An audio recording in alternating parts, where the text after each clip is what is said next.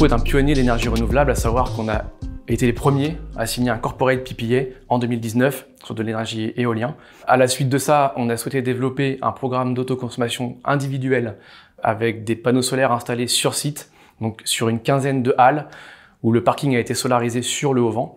Ensuite, on a développé un programme corporate PPA, mais cette fois-ci solaire, avec un autre acteur, donc pour subvenir à 20% des besoins en plus pour Métro. Et comme le premier programme autoconsommation marchait bien, on a lancé un deuxième programme qui est en cours d'attribution et qu'on va développer sur 37 halles pour qu'à la fin, on ait environ 50 halles solarisées sur les parkings. En parallèle de ça, on a souhaité participer au programme autoconsommation collective proposé par Groupe Everwatt et sa marque Boucle Énergie dans le cadre de la solarisation de la halle de Grenoble dans l'Isère. Tout cela pour atteindre 50% d'énergie verte.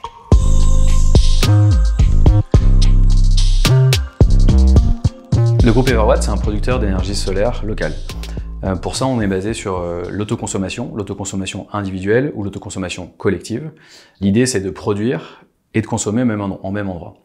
On a pour ça développé 3 marques, Boucle Énergie, dédiée à l'autoconsommation collective, Infrawatt, dédiée à l'autoconsommation individuelle, et Solariel, qui est dédiée à l'autoconsommation des particuliers, avec une particularité pour cette dernière marque, c'est qu'on finance aussi chez les particuliers. Dans ces 3 cas, on finance.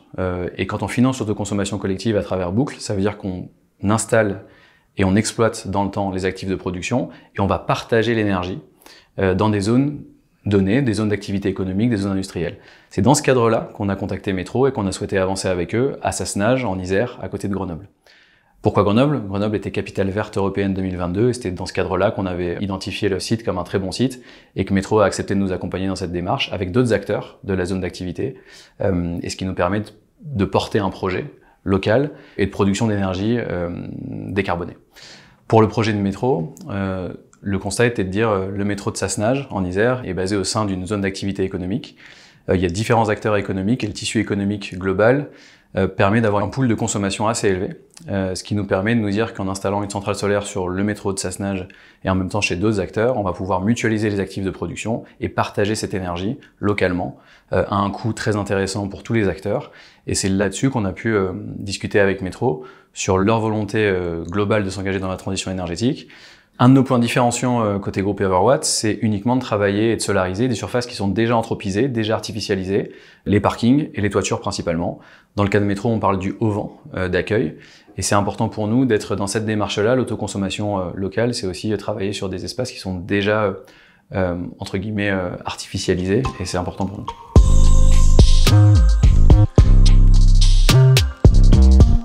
Les avantages d'une opération d'autoconsommation collective, c'est qu'on fonctionne sans subvention.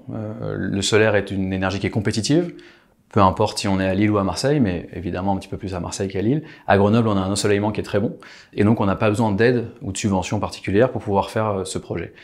Ça veut dire qu'on installe et on peut vendre à un prix très compétitif pour tous les acteurs, et ce, sans avoir besoin d'une incentive particulier.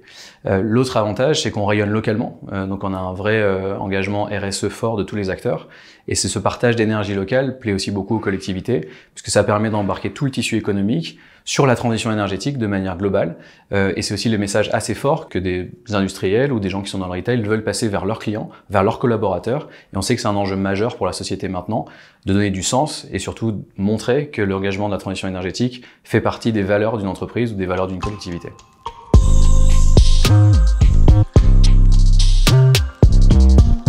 C'est un projet énergie verte long terme qui nécessite un alignement juridique précis et un accompagnement de la compréhension du mécanisme autoconso collective par Boucle Énergie. L'idée, quand on développe des projets d'autoconsommation collective, c'est évidemment d'essayer d'aligner tous les acteurs dans une même temporalité, puisqu'on est sur des grands acteurs comme Métro, des plus petites, PME, ETI, voire de la restauration rapide, et ce genre d'acteurs, il y a des chaînes de décision un peu différentes. Et donc l'idée, c'est d'aligner tout le monde pour qu'on puisse faire sortir les projets et les centrales à peu près au même moment, sachant qu'un projet d'autoconsommation collective est dynamique, on peut ajouter des centrales au fur et à mesure, le lien avec Enedis étant assez fort. L'idée, c'est vraiment d'avancer de cette manière-là. Les perspectives sont excellentes, les derniers chiffres d'Enedis montrent une dynamique de x3 en termes de nombre de projets sur les 18 derniers mois, et avoir des acteurs aussi engagés que Métro qui puissent venir s'intégrer dans ce genre de projet est essentiel pour nous, et ça leur donne aussi une légitimité et une participation à l'innovation dans l'énergie solaire, puisque l'autoconsommation collective est certes innovante, mais surtout un secteur d'avenir pour développer cette solidarité énergétique entre différents acteurs d'un même tissu économique.